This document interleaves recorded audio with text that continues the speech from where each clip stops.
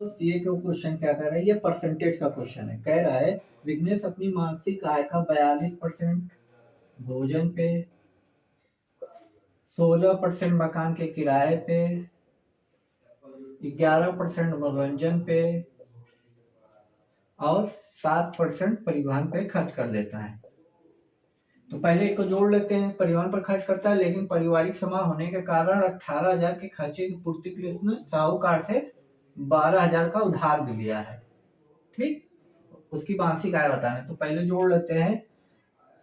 तो देखिए 2, 8, 9, 9, 7, 16 को 6 हाथ से लगा 1, 1, 1, 2, 2, 1, 3, 4, 3, 7 यानी 76% वो अपनी मासिक आय का खर्च कर चुका। तो बचा कितना?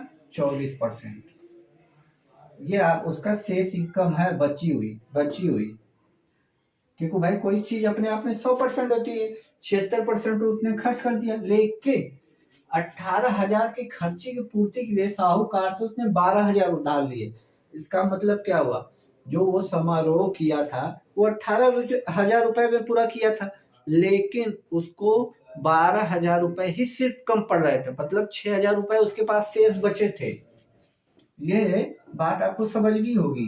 देखिए 18,000 पूरा समारोह में खर्चा हुआ, लेकिन 12,000 साहूकार से लेने पड़े। इसका मतलब 6,000 रुपए उसके पास बचा था ना।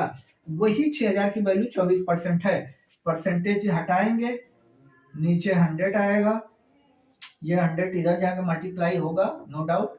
तो 12 से काट देते हैं 2 बार में, 12 25 60, 500 आया। फिर 2 से काटेंगे इसको, तो ये 25 यानी 250 आएगा।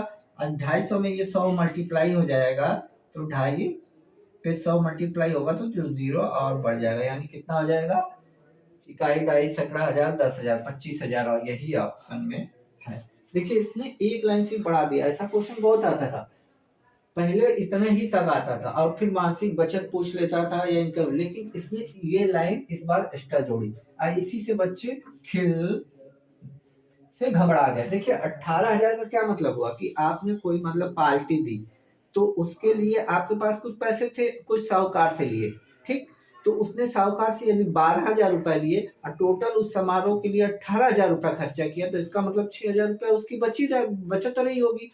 क्यों? क्योंकि 76% तो उसने खर्च कर दिए थे। अब वही 6,000 24% के बराबर रहा होगा। तो इसी तरह आप लोगों को एग्जाम में आएगा, लेकिन आप लोगों को प्रैक्टिस खूब करनी पड़ेगी ऐसे क्वेश्चनों की। प्रीवियस ईयर क्वेश्चन की प्रैक्टिस आप करोगे तभी एग्जाम हॉल में आप कर पाओगे, क्योंकि वहां टाइम सोचने का नहीं है, सिर्फ करने का है।